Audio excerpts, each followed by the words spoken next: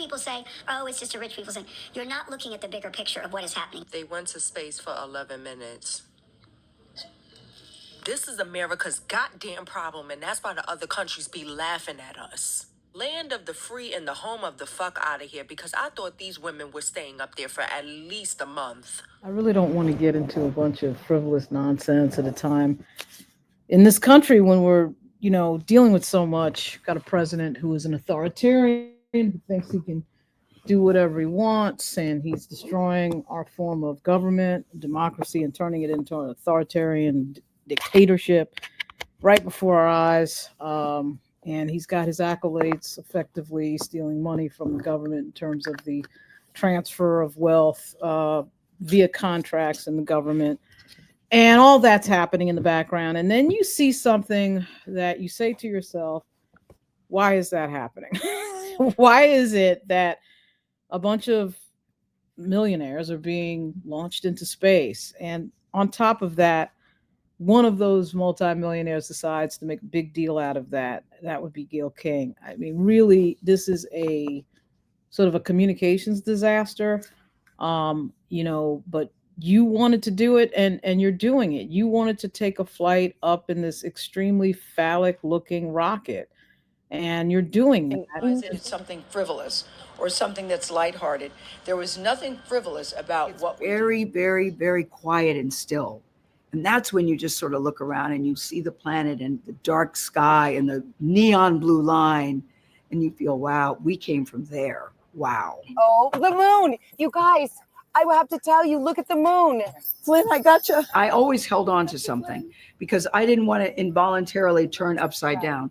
I was worried about the blood rushing to my head. When the all-women crew, including pop star Katy Perry and Jeff Bezos' fiance Lauren Sanchez, returned to Earth, they were greeted with great fanfare, but they also faced some criticism on social media, including from supermodel Emily Ratajkowski. Think about how many resources went into putting these women into space. For what? I'm disgusted. Literally, I'm disgusted. I was one of those people. Wow, why are they spending all that money? Yeah, Emily's got a point there. We live in this country that has 40, 50 million people under the poverty line, and you're watching a bunch of millionaires set off by an idea of a billionaire going into space. Of course, people are going to think about that. We're particularly going to think about that when we see the stock market falling as it is today. This is April 21, 2025. And I think the market right now is down 3%.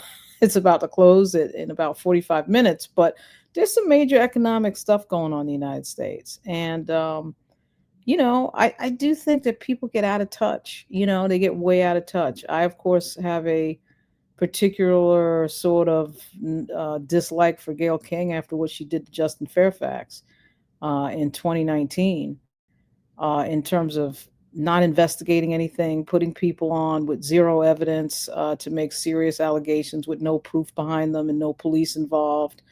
That for me is dumb. And you do it for what? To sign a $6 million contract.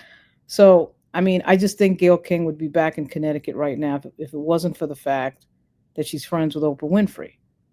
That's pretty much her entire claim to fame.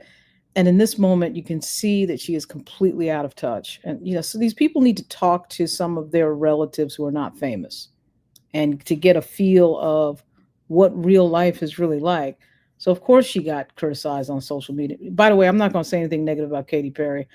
I don't care what Katy Perry does. I think she's fantastic. She's really incredibly talented. I've listened to too many good songs to criticize Katy Perry. Then you educate yourself and you see what is happening and you see the benefits. Do you use GPS? Do you use satellite?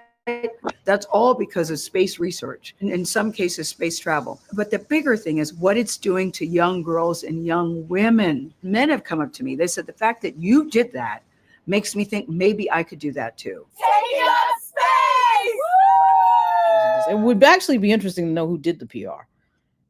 Because I think what they did was they sort of oversold it. I was only paying half attention, and when I saw that it was an 11-minute flight and they came right back, I remember thinking, wait a minute, that's it? And not knowing that that's what it was supposed to be. So I wasn't, I think like most people, I don't think most people were paying too much into this thing. And now Oh, here we are finding out that they actually thought that they were astronauts. Really? Is that right? And so there was a lot of sensitivity around it, and she kind of brought that on herself. So it just is amazing the lack of sort of intuition to understand that, maybe your life is not as universal as you might think. As I think part of what Gail is having trouble with is thinking that her life is universal. Oh, I'm just like everybody else. No, you're not. You make $6-7 million a year to read a teleprompter for CBS. You're not. This is not a typical life that everybody's leading. It just isn't. And I guess Gail doesn't realize that. I don't know. It was a very strange sequence of events. It was really hilarious. Some of the TikToks that were put together. People are very funny. I mean, actually, the TikTok stuff was more compelling and interesting and entertaining than the actual space ride.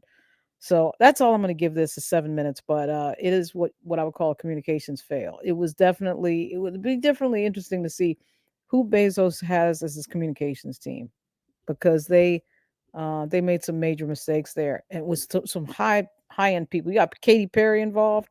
I'm sure her team was not particularly excited about what happened. I'm Lauren Burke. I'll be back soon with something on Shannon Sharp.